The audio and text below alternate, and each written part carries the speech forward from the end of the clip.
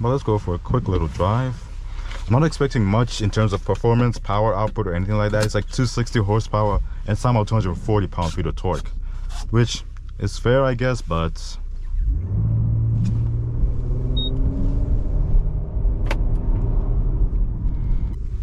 the sound it makes you feel like you should be producing more power and making you actually get pushed back in your seat. But somehow it just adds to a little bit of more disappointment that this car isn't as fast as it actually sounds like.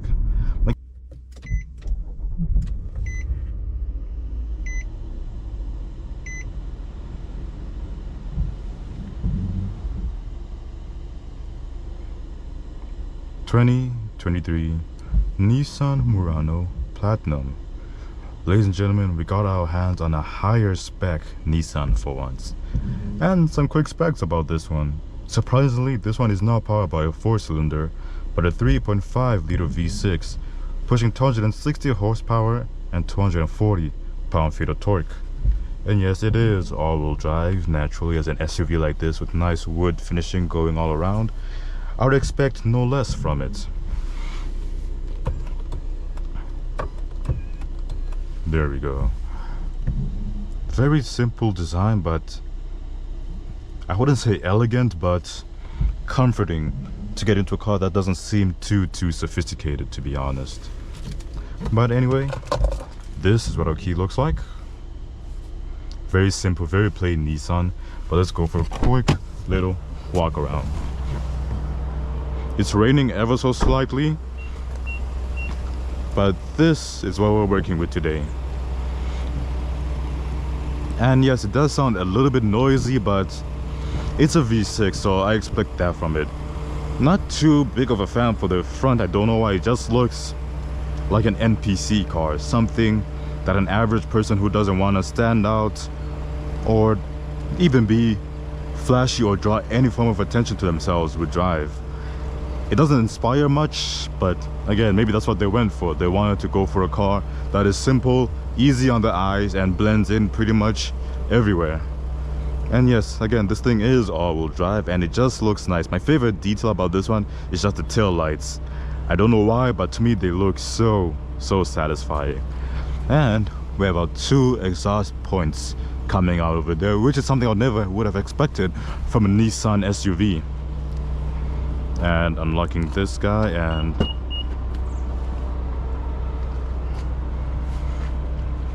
the waiting time on this thing to open does take a hot second, but if you're patient, it doesn't bother you. A ton of trunk room, actually. Probably bigger than some of its competitors. And down here, you got your spare tire. Like, simple stuff.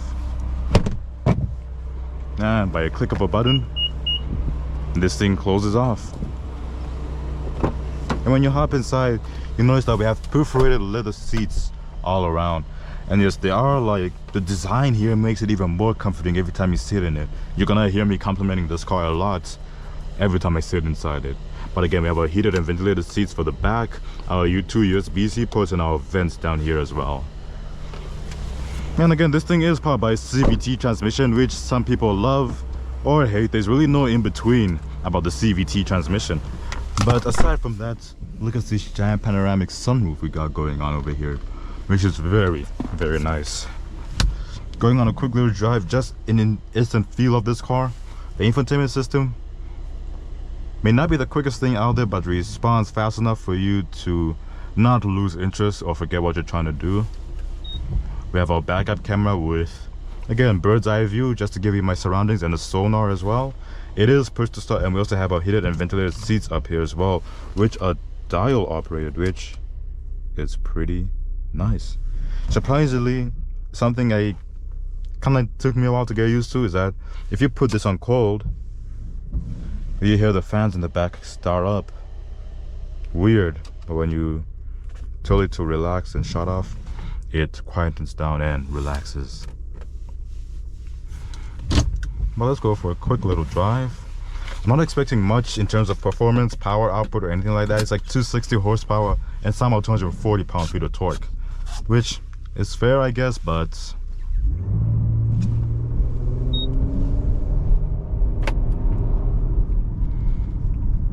the V6 tries to be throaty.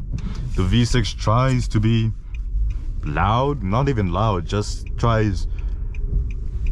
The sound it makes you feel like you should be producing more power and making you actually get pushed back in your seat. But somehow it just adds to a little bit of more disappointment that this car isn't as fast as it actually sounds like.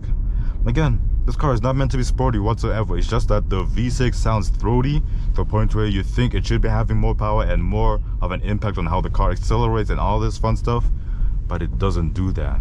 So a little bit annoying, but it's a Nissan at the end of the day. I'm not expecting the best of things out of these cars.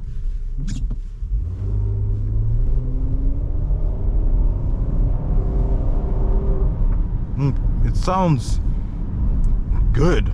This thing actually sounds good. And let's talk about the ride quality, for example. This thing sounds good. It feels good to drive it. And yes, we do have a manual mode because I don't see a dedicated sports mode button. But again, this thing is smooth. The seats are comfy and they hug you well.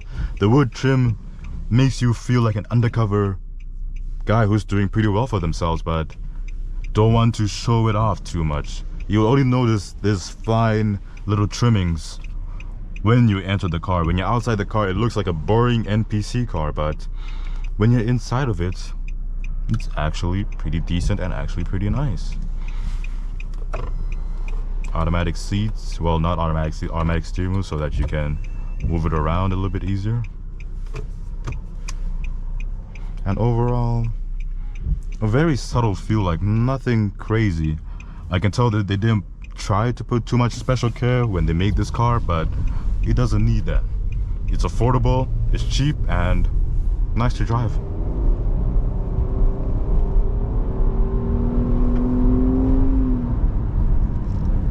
Again, just feels like it's lacking in the power department with the V6 sounding that good. But again, we have blind spot monitoring. I don't see any. We do have adaptive cruise control as well, but I don't see any lane keep assist that I can turn on, toggle on and off. The buttons, I don't mind them. They almost feel slightly analog. Reminds me of like some old school cars with the way these buttons are placed around this thing. Is that a bad thing? No. Some cars need that classy old timer look just so that they feel nice. My biggest favorite thing is, of course, the wood trimmings and the wood finishing around this thing. Makes it look so much more like aesthetically pleasing, to say the least. But let's say you're on the road, the car is just cruising and cruise control will turn that on, get that ready, and just put it at set of 51. So we have adaptive cruise control working for us. Just keep your, oh, we do have lane keep assist. So we do have lane keep assist, adaptive cruise control, and we also just tend to enjoy things like this. Like this is like very simple. There's not much more to really add on to it, but as you're driving along, you want to listen to some music.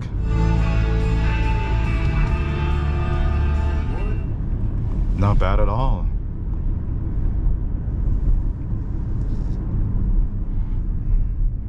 And again, sometimes I don't know, as much as I love the adaptive cruise control in some cars, sometimes to me it feels like it takes too long to kick in to realize that we need to slow down. And we're in wet conditions, so I don't know if the car realizes that we're in wet conditions for it to slow down a little bit earlier so that we don't slide into the car in front of us. But other than that, it's like a very simple car. It's like very easy to get used to. It's not expensive, fairly reliable. I don't know, nobody in my life have ever heard someone complaining about the engines of these cars. The biggest complaint I get usually is about the transmissions, which is the CVT ones. And we're trying our cruise control out again. I'm gonna put it up to 51 kilometers an hour, and we're just gonna cruise. Our lane keep assist should keep us in our lane for a bit, and the adaptive cruise control should be able to see the cars in front of us, and we're getting out of our lane. We're not in our lane anymore. I don't know, it's like sometimes it works perfectly and then it's just finicky. Sometimes he just doesn't want to realize that we're not in our lane anymore. Or maybe it's more of a warning system to warn you that, hey, the cruise control just gave up. Wow, that is interesting. That is really not good. My cruise control gave up as I was approaching a truck from behind. That didn't look good.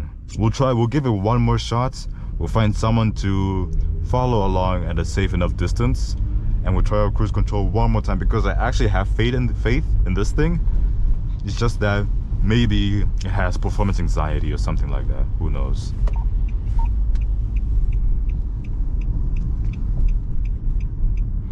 So our cruise control is ready.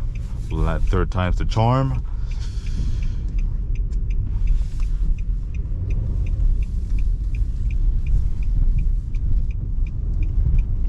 Alright, so we'll quickly get up to speed. Get to 60. And now we cruise. With intelligent distance control. That's what they call it. They don't call it adaptive cruise control. They call it intelligent distance control. Please, Nissan, don't let me down. Is there a mosquito in my car? Okay. So my foot's just gonna cover the brake in case I really don't think it's gonna stop. But we have a red light ahead of us. We'll see how she does. Get out of my way, mosquito. Okay, we're slowing down. Faster. Okay, we're actually gradually slowing down. So yes, the adaptive cruise control does work. You just have to have a little bit more faith in it and give it a few kicks in so that it realizes what you're trying to tell it to do. Honestly, not too bad. My expectations of this car have been lifted. They are higher now. It's done a good job for me, so I'm proud of this little car now. But overall, guys, ladies and gentlemen, 2023 Nissan Murano. A little bit of mixed feelings about this one every once in a while, but it tends to hold itself pretty well, so I can't complain too much. Anyway guys, this has been Morty in the 2023 Nissan Murano Platinum. One of the more expensive Nissans you can get out there, besides the Armada and stuff like that. But anyway guys, take care and peace.